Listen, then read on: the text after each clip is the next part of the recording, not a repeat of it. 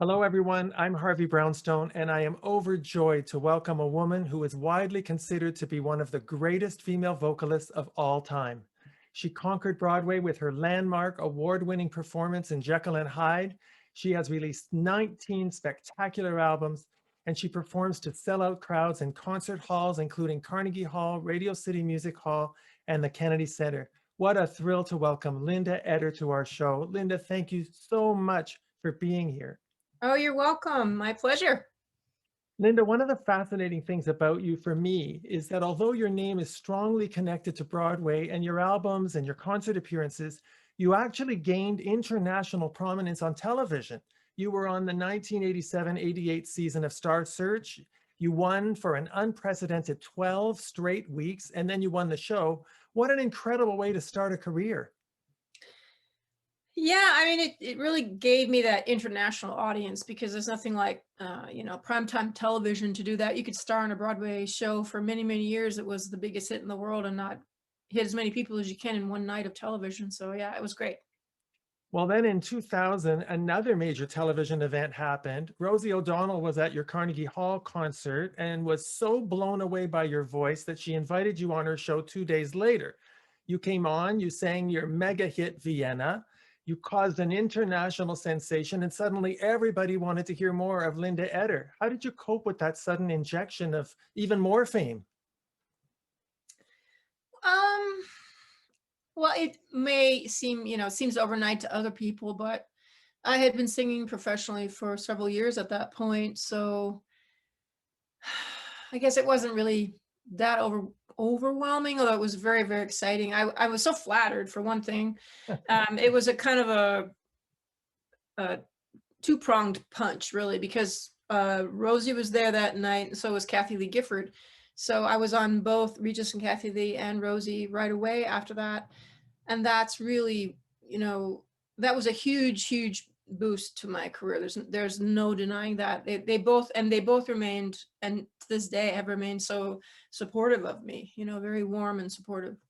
Well, I can tell you the day after your performance on Rosie, the first time, everybody at work was talking about this singer that they'd never heard of, because if they had not watched Star Search, they wouldn't have, and if they hadn't seen you on Broadway, they wouldn't have known who you were. And everybody was talking about Linda Eder Or at the water cooler. at the water cooler. Yeah. Well, your 1997 performance as Lucy on Broadway in Jekyll and Hyde is, of course, legendary. I saw you in that show twice, and I will never forget the ovations you got after singing your two big songs, Someone Like You and A New Life. How did you summon the energy and the stamina and the emotionality to play that role 8 times a week for 16 months? Yeah, and it had been years, of playing the role and doing a year-long tour, pre-Broadway tour and different workshops. So it had been in my life a long time. I have obviously had sung Someone Like You many, many, many times. But it was such a thrilling thing and a relief to finally make it to Broadway in the first place. And then what I loved so much about theater, being a theater relative newbie to it, I loved the fun, the camaraderie, the playing around. Theater folk are just crazy and fun people, and I think a lot of people who get into this business of theater want that moment where they have that stage to themselves in a big 11 o'clock number. But I was used to that as a concert performer. That really, to me, wasn't the part that was the most thrilling. It was everything else. It was the costumes and doing the scenes and being in production numbers and just goofing off with people, behind the scenes, that I love so much about theater. But for me to do 8 shows a week as a belter, it was challenging because most people women on Broadway, they tend to mix, which is a very healthy way to do theater. You only go up to a certain note in your belt and then you mix it, you go into your head, and it's a strong, good head. It sounds very similar to their belt. But there's a difference, there really is a difference. And people know when someone is taking their full voice up the range, and it's kind of like the fifth gear, and they know you have it, so they're waiting for it. So I was out there, 8 shows a week, just giving it all I had. And I'm not going to say it wasn't hard. It was definitely hard. It was incredible. I saw you at the beginning of your run. I saw you at the end of the run. There was no difference. You had the same level of energy. You were You knew that that's what the audience came to hear, and you delivered. Well, and also the songs are so great, and you might not feel like you're into it the half hour before the show starts, but the minute you're out there, and you get in, there's something always kicks in, that stage magic kicks in. I have never understood why the song Bring On the Men was cut from that show. It was such a great song. It's one of my regrets that I didn't, for once in my life, play a diva card, because I'm not really like that. I'm just a very entertainer girl from Minnesota, and I should have put my foot down, because I was really the only name associated with the show, because really of Star Search in my prior career. Nobody knew really who Frank was, and Wildhorn, they didn't know, aside from the name Jekyll and Hyde, the title and the famous movie. As far as the show itself, I was the only name that was associated that people across the country could know. So I did have some leverage there. And, it was a different director for the Broadway. So it was his idea to take it out, and I should have just said no, because it was the best introduction for my character, and people love that song to this day. It's in my live show. I'm always singing it, and it was a big mistake, but it's just one of those things. Yeah, you're anything but a diva. Yeah, It's well, one of the things I think people love about you so much. You're very accessible. Now, of course, many of your early albums concentrated almost exclusively on the songs of composer and playwright Frank Wildhorn, who was your husband at the time. Some music critics and fans said that you were limiting your song choices too much during that period because they wanted you to sing the songs of other songwriters. Looking back, do you think they were right? yeah, very much so. Um, Obviously I benefited from many of his great songs, but like any writer, and he has a pretty high percentage of writing, good songs, but they're not all going to be the big mega hits. There's no formula.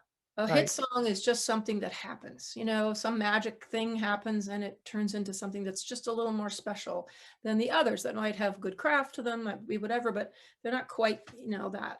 And that's with any writer. So I definitely should have, mixed it up more, but he was very proprietary of me and my voice, and he wanted me doing his things. And of course we were together, so it was very easy to kind of fall into that. But I'm not going to deny that there were songs on the records that I was kind of like, I don't know, it's good but not great.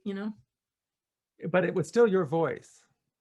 Well, yeah, I think he was good for me and his songwriting, and I was good for him, because I think I understood his music, and I knew how to, in the words of Emerald, kick it up a notch. At the opening ceremonies of the 2002 Winter Olympics in Salt Lake City, you gave an unforgettable performance of your hit song, Gold. Was that one of the highlights of your life? Well, it should have been.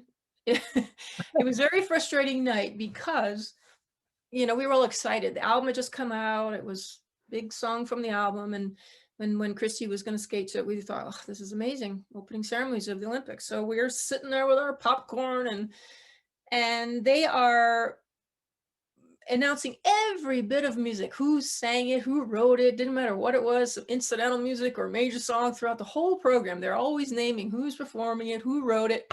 Gets to Gold, they don't ever say. They never said it was Linda Eder or Frank Wildhorn song, nothing. And we were like, oh, what? No. It was very frustrating. Was that a mistake? I don't know. It was really weird, because I was paying attention to that. I was noticing how Bob Costas and I think, was it Katie Couric? I think the two of them were doing it. They were just really being attentive to the music and really saying it all. And I don't know why. Maybe Christy just dazzled them or something. I don't know, but I didn't even notice. I knew it was you, and everyone I know is a fan of yours, and they knew it was you. And to tell you the truth, I never noticed that they never mentioned your name or the title of the song. I'm sorry to hear that. Well, it wouldn't matter if you already knew, but obviously a lot of people didn't. So it would have been just such good advertisement, and really would have helped even more, and helped that album even more, if they would have said something. You've said many times that your musical influences were Judy Garland, Barbra Streisand, Eileen Farrell. In 2005, you released your album entitled By Myself, The Songs of Judy Garland, which is my personal favorite. That was a very courageous album for you to make because of the obvious comparison to a legendary musical genius. How did you choose the songs for that album? I just chose the ones that, my two favorite Judy Garland albums are the live ones, Live at the Palladium and Live at Carnegie Hall. To me, that's where she comes to life when it's recorded from a live concert. Obviously, the studio recordings are good, but I don't think you hear the magic that was Judy when she's not live. Um, there's just a fire and a quickening to her vibrato and the she was born to be a live performer, so it all the magic I think really happened. So I think I chose from that in particular those performances, and then on certain songs I wanted to do exactly the same arrangement because I just really didn't want to mess with it, and some others I thought, okay, here we can play a little bit, but so it was a real mix of that. You reproduced perfectly the arrangement By Myself, Yeah, and where you I had learned of the song from the movie that was in, and just thought it was really, kind of a cool song, and it what was a got good title. what was it like to take those iconic songs and put your own signature style to them? Because you did make them very much Linda Eder songs. Well, it really wasn't intimidating only because I honestly felt, and this was not, and this saying this without really without ego at all. I felt like I was the right person to do a tribute album to Judy Garland because Without of the without style. question. Well, yeah, because of the style of voice that I have, and because she was such a major influence in my, she's the reason I became a singer. And I identified with her in a lot of different ways. So it felt right. And it sounded right. Thank you. In 2008, the world heard a very different Linda Eder with the release of your album entitled The Other Side of Me, with mostly original songs. Linda, I had to actually listen to that album twice before I was convinced that it was really you. Mhm. Where did that totally different sound come from? Well, that kind of country pop Americana kind of girl, that's me. That's who I am in reality. If I'd never heard Judy Garland or Streisand or any of that, and I had just grown up out in the country, playing my guitar, which I did as a kid. And when I write, although I only wrote one of the songs on that, they're all original songs we found for the record, but I wrote the one song, Waiting for the Fall. Um, when I write a country pop kind of style. That's innately who I am as a person. So they always say, write what you know, and that's just kind of what comes out. But because, of course, growing up singing, I loved classical music for some odd reason when I was 10. So it was all about the voice. And then hearing Barbara Streisand, hearing a beautiful voice that wasn't opera, but was a beautiful voice, pulled me that direction. So then, of course, I immersed myself in this whole world of theater, and I learned how to be that theater kind of Broadway standards type of a singer. But the other part was always there. And in fact, I almost went the country route because I had a producer come to hear me sing early on when I first was doing nightclubs. And I went to Nashville, I recorded a couple songs, and I almost went that route. It would have been very natural for me. It sounded natural, but it was just such a different sound. There were no big standards, there were no big ballads. Mm-hmm. People were saying, who is she now? What is she doing? It Yeah. was actually very brave, and I think it reflected something going on in your own life, that you just wanted to show people this authenticity in your own personality. Yeah, and literally the title, The Other Side. And the thing is, I knew there would be a lot who, they love the Broadway standards, and whatever they hear you as first, that's what they expect of you. But there are also people who came to me because of that album, who'd never heard me before, and who prefer that kind of music. So you just kind of, that's the thing you learn. And that was my best lesson to learn in life, as far as when it comes to doing things in music and doing what you want. I used to think, and I say this all the time in interviews, but I always used to think that if I really, really, really like something, that meant that probably the majority of people really liked it. Mhm. And then when you realize that's not true at all, that people's tastes are so varied, then it gives you a sense of freedom to say, oh, okay, then I'll just do whatever I want. Because I'm not going to please, you can't please everyone. You have to really just do what feels good at the moment. Oh, absolutely. In 2013, you recorded your second holiday album, Christmas Where You Are, and you did something brand new. You allowed your fans on social media to choose 6 of the songs that you would record, which to my knowledge had never been done before. It was a fantastic idea. Were you happy with the fan choices? Yeah, except, and I love it now, but at the time, I I am just being honest, I'm not a big fan of the song "Baby It's Cold Outside." I just never have. That gives you a perfect example. People love that song, but I just don't. And in particular, because I'd sung it, in the past for something where I had to sing the girl's part. I just don't like the whole part of the girl. I don't know. I don't really care for the melody and that whole mood of that song. So when that was one of the choices, I was like, oh, great. Now I have to do this song. And that's what led me down that road of kind of rewriting the lyrics just enough so that it could fit Jake and I. And he actually, and we flipped, I sang the melody of the man's part, but it was mother and son. And he'd never sung yet. I had to twist his arm and beg and plead. And he agreed. He was like 14 at the time. It was the last thing in the world he wanted to do. Although I knew he had musical talent, which obviously he's turning out to be a musical genius. But at the time he didn't know, and we weren't pushing him that way. So it was, that was fun. And he got to hear himself on the radio, which was really cool, doing that Oh, for song. sure.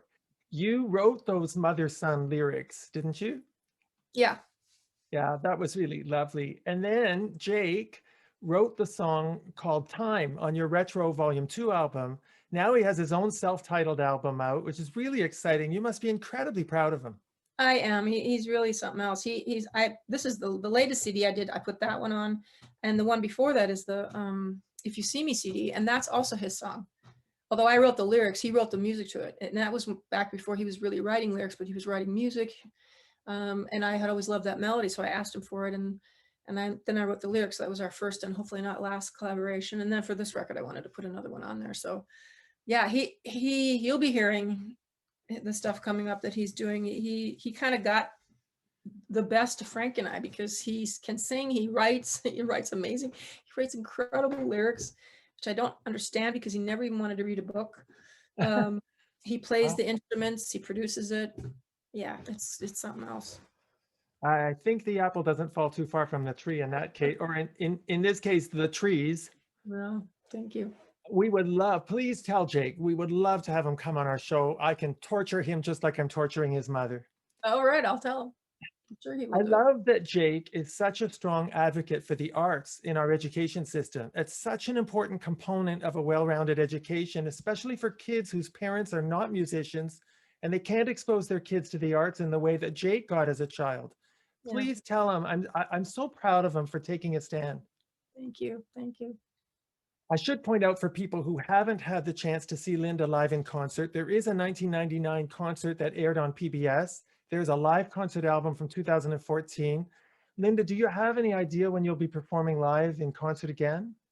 Well, I was just talking with my agent yesterday, and I am in talks with possibly coming back sometime in more midsummer, but my first one that we really figured would be, with everything that's been going, is September 17th in Morristown. That's the first one we sort of have on our calendar, but I do have a couple other ideas to maybe come back a little bit sooner, if in ways that are safe. And of course we have to all play it by ear, because none of us knows what's going to happen with the variants and everything. But I have had my first COVID shot, and I'll be getting my second one soon. So and my band finally has all got theirs as well.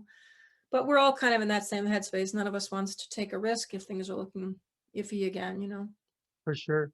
Tell us about your DVD from 2018, The Other Side, an inside look at my life without an audience. This is an intensely personal project that you took 3 years to film.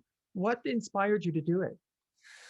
I put my phone on a holder in my car one day when I was driving to a store, and I just filmed a little bit because I wanted to try out this video editing. I have everyone who does music is into Mac. So of course I had a Mac computer, and it comes with iMovie, and I thought, what's this video editing about? I want to play around with it a little bit.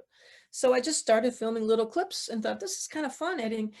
And then the idea was born from there. I said, okay, I'll just keep filming. So I spent, over the course of 3 years filming, and then I spent 6 billion gazillion hours editing, because it takes forever editing, but it came out really well. I think it's over 3 hours of really very kind of behind the scenes of my life. And people who are fans, some people will be absolutely fascinated by it, and others will be completely bored by it, because it is so just my life behind the scenes. And I happen to like that kind of stuff. when I see a performer that I really, really like, I want to see all the real behind the scenes, their home life, their, everything. And you hardly ever get that. The Streisand thing that was put out recently that you could watch, she started off with a little of that right in the beginning. It's, oh, this is great. This is what I want to see. And then it was done. And then from then on, it was just a concert. I was like, no, this is what I wanted. Yeah, me too. I tell you why I really liked it. There's something about your voice when a person is sitting and just listening to a CD, you get the feeling that you're singing just to me. And so the DVD gives you that same sense that we're getting to know you, because we already kind of feel like we do know you, because you have a very penetrating way of singing. I don't know if people have said that to you before, but that's how I get your sound. Well, I'm pretty open in the DVD, and I do show a lot.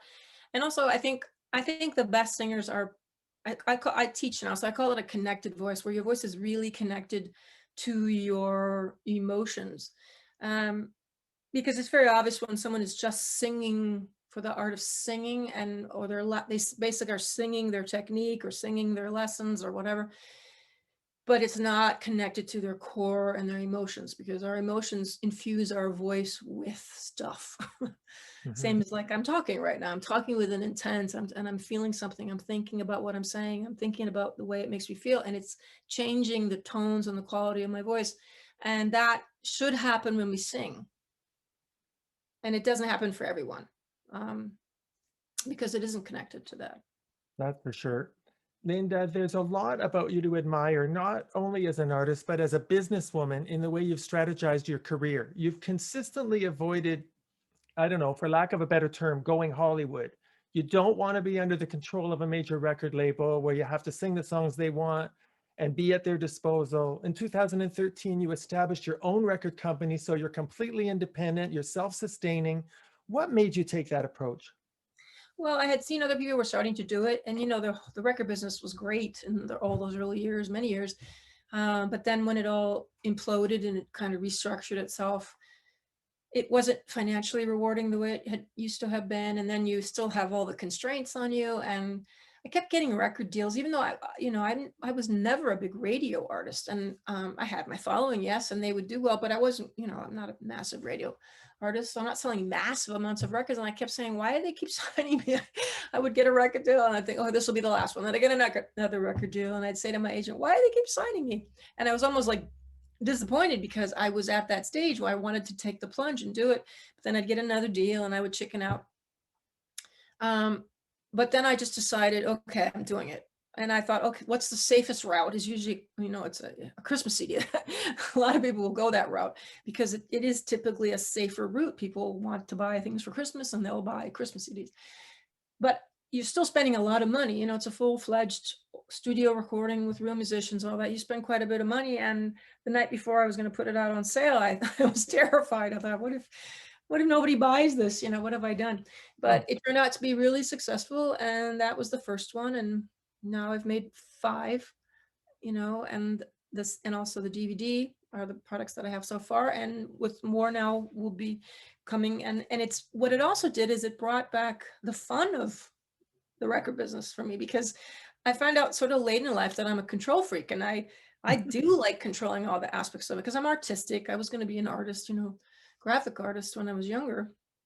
So I like everything from designing the covers to, every aspect of it is, I'm very much hands-on, and it's made it enjoyable for me again. Because even though a record company will say to you, oh yeah, you have control, you really don't in yeah. a lot of ways. And in the beginning, it didn't bother me, but little by little, you just kind of want, especially if you're like me, I'm very opinionated, and I really think I know what I want. So more and more, it starts to just bother you. And this did bring back the fun, really did. Well, it shows. And I think given that it's your product, you should be in charge. I'm doing it the old fashioned way, and I'm not allowing it for download yet. And some people will rail and say, why can't it be downloaded? I don't have anything to play a CD player on. To which I just roll my eyes and think, all you got to do is go buy that little tiny thing. It costs nothing and you plug it right in your computer. So that's not really a good excuse. They just want it downloadable. So someday I will. I'll make the catalog all available for download, but for now, no. It's all physical CD, the old-fashioned way, and it works for me. Yeah, it works for me. If there was ever a reason to buy a CD player, you're the one. Thank you. I've always gotten the impression that although you love what you do, you don't really want to be mega famous. You don't go on these huge cross-country tours that take you away from home for 6 months. You're one of the few big stars who cares more about your quality of life than you do about fame. Am I right? Yes. And I've always been that way because I'm one of these people that I'm interested in so many things, building and creating and art and also I love to be outside. I'm a horse person, so I want to be spending as much time as I can riding. And if I never left my little farm, I'm never bored. I have a billion projects. I'll never have enough lifetimes to do all the ideas and projects that I want to do. So and I wanted time to be home. And also the biggest lesson I got was, sure, I wanted notoriety and fame, just like every other person who gets into this business. It was never just purely, "Oh, I just purely want to sing. I don't care if anyone hears me." Of course not. I like performing, and you don't get anything from it if there's nobody out there, in the audience. So yes, I was driven by that, but it's still, it always is important, but it never was that important, and it kind of got less after Jake was born, and living more of a real life. And then when I left Jekyll and Hyde, my last performance, the entire 46th Street was full of people who had been in the show or had just come. They couldn't get in, but they were there to see me on my last day. And normally, of course, I'm always at the stage door till the last person. I'll stay as long as it takes. Well, there was no way to sign or say hello to all these people. And we made a plan to just go straight down to Houston from there. So we had to get to the airport. So I had a cluster of people around me, helping me to get to the car that was waiting, Right. with all these people crushing in. And I thought, wow, if you reach a certain level of fame and celebrity, this is what your life is. And I knew in that moment that I did not want that I could not live that way. And it was a really, really great thing to discover, because I have what I consider really the perfect life. I've done things in my career I never thought I would. I've achieved things I never thought I would, just some little girl from Minnesota who liked to sing. So I feel like I have succeeded. I feel like I've done it. And yet so I have a lot of fans. I have a loyal fan base, which is worth more than anything when they're loyal, and they really are loyal. But I have the ability to have a normal life. I don't know who's going to recognize me. So someone will and someone won't. So I can go through the majority of my life just like everybody else. And That's really a wonderful thing. You have balance. yeah. I want to take a moment to let people know about your teaching. You have in recent years been giving master classes and private voice lessons, although in my opinion, every performance you give is a master class and a voice lesson. Can you actually teach someone to sing as well as you do? To teach, well, I can't make anyone great if they don't have the tools that it's going to take to be great, to be a great singer, but everyone can be a better singer. That's kind of my motto. Not everyone can be great, but everyone can be better, because it is all muscles and fine motor skills. And the thing is, not every life is not fair. Some people are given certain physical aspects right out of the gate. And some people are given the ability to hear a pitch right out of, that better than another right out of the gate. And the way you're built and all that does play a role. The way you look obviously plays a role. It shouldn't, but it does. So, there's all these different factors that can play into it. But as far as learning to be a better singer, absolutely everyone can become better. And I've actually been teaching now for quite a few years. I had been asked so many times, and I was afraid to do it because I didn't have lessons. I basically self-taught. So I thought, well, I'm just a phony. I can't teach anybody how to do this. But I finally agreed, and I was terrified. It was a masterclass, and I was terrified. But the minute a person got up to sing, I just relaxed, because I felt immediately I knew what I wanted to tell that person. And then the next one was going to get up, and I got all nervous again. But again, the same thing happened. And it turns out I'm a darn good teacher. I'm not surprised. And not only that, I really enjoy it because my techniques are so organic and based in just things we do and naturally in an everyday basis, that I think it helps to explain it, because teaching voice is not easy. No, but you're a master communicator. And I've heard you speak before. you manage to verbalize what you're doing to produce a sound. Right. Well, and I think, yes, and I think that's part of it, because I've watched other people giving, and they don't really talk about that. They kind of just do it themselves, or they might point their finger in the air and say, no, go up there. But they're not really breaking it down and trying to help that person physically get to the point where they can produce a better sound or build a stronger voice. So I know there are teachers who do, but I've watched a lot that don't. And it's because it's not easy. It really isn't. I've often thought you would be a fabulous judge on American Idol or The Voice or one of those singing competitions because first of all, you went through one. And secondly, you actually know how to explain what you're doing when you sing. Yeah, I think it would be fun. Hard though, because it's, those shows are tough on kids, and they're all, and for the most part, they are kids. Losing is, And you'd have to go to Hollywood. yeah, yeah, but losing is, and I was lucky. I never had to lose because I watched a lot of people lose, and it was really, really hard on them. When it's so, singing is very personal. At least it should be. Mhm. Uh, and it's your person that's being criticized or is failing, and so it's hard in that sense. Linda, tell us what you've got new coming up. Well, my latest CD I put out during this whole COVID lockdown, and in 2015 I put out a CD called Retro Volume 1, which was all stuff I had recorded over the course of 20 years, great stuff that was either from a show that didn't happen or this didn't happen, and it's all melodies of Frank's for the most part, a couple others from Jason Howland, who directed Jekyll and Hyde, or conducted Jekyll and Hyde, who went on to write Little Women. He's a great writer as well, so he had a couple on there. But I put that out, and then I was always going to do volume 2, but I went on and put out a few more albums in between. So during this lockdown, I thought, this is the perfect time because it's all been recorded already. So I put together Retro Volume 2, which is all Frank's melodies, except I did 3 songs on there, 2 that are new songs for me. One Jason Robert Brown song, Broken Vow I did, and then I put on one of Jake's songs. So, and I did those at home. I actually recorded them at home, the tracks that I did found here. So, and we put this album out. So finally Retro Volume 2 came out, and like all my CDs, the only place you can find them is on lindaeder.com, on the store there, or go directly to the store, which is lindaederstore.com. How much simpler can that be? Well, I'm glad you told us because everybody will want to know where they can get the latest CD and all your CDs and the DVD. We really look forward to as much as you want to give us, your fans will take. Thank you. Thank you. Okay, I have only one final question. Linda, do you really get, I mean, deep down inside, do you get how monumentally gifted you are with that voice? I mean, do you get how much your fans love you?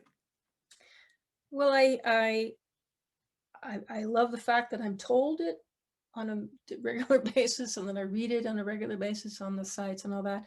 And people don't realize how much that helps me because, of course, I don't think of it that way. And I'm never going to be what I want, that I hear in my head. And I'm never going to be satisfied with what I'm doing.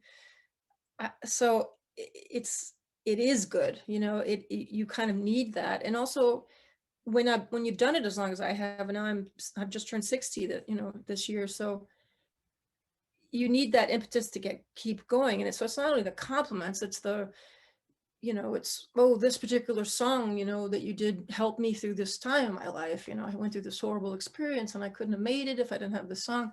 That's the stuff that keeps you really doing the things that you don't want to do, which is getting on an airplane and going somewhere, because the time on the stage is fantastic, but all the other aspects of traveling now is hard on me. I don't want to be doing it. So, but it makes it easier for me to do that.